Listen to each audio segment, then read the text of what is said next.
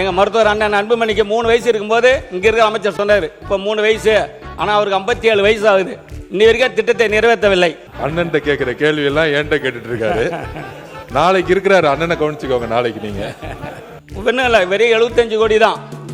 நந்தான் கால்வாய் திட்டம் கிட்டத்தட்ட 1952ஆம் ஆண்டு விக்கிரவாண்டி சட்டமன்ற உறுப்பினராக ஐயா ஏ கோவிந்தசாமி இருக்கும்போது தான் நந்தான் கால்வாய் திட்டத்தை கொண்டு வந்தார். கிட்டத்தட்ட 65-70 ஆண்டுகளாக இந்த நந்தான் கால்வாய் திட்டத்தை அனைத்து அரசியல் தலைவர் பேசிக்கொண்டிருக்கிறார். இன்னி வரைக்கும் அதை நிறைவேற்றவில்லை. ஆகவே திருவண்ணாமலை மாவட்டத்தில் 14 ஏரிகளும், விழுப்புரம் மாவட்டத்தில் 22 ஏரிகளும் ஏரி பாசனத்துக்கு பயன்படுத்தப்படுகிறார்.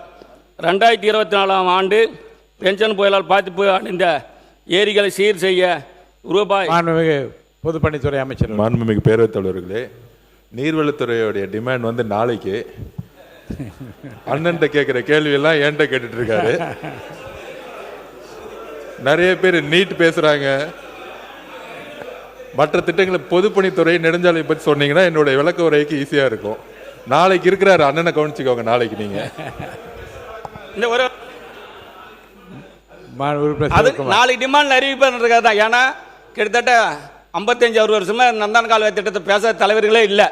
எங்கள் மருத்துவர் அண்ணன் அன்புமணிக்கு 3 வயசு இருக்கும்போது இங்கே இருக்கிற அமைச்சர் சொன்னார், இப்போ 3 வயசு, ஆனால் அவருக்கு 57 வயசு ஆகுது, இன்னி வரைக்கும் திட்டத்தை நிறைவேற்றவில்லை. ஆகவே மாண்புமிகு எங்கள் மாவட்ட அமைச்சர் பொறுப்பு அமைச்சர்ன்றனால ஒன்றும் இல்லை, வெறும் 75 கோடி தான். அதை உடனடியாக பழுது நீக்கி பாசன வசதியை ஏற்படுத்துமாறு அன்போடு கேட்டுக்கொள்கிறேன்.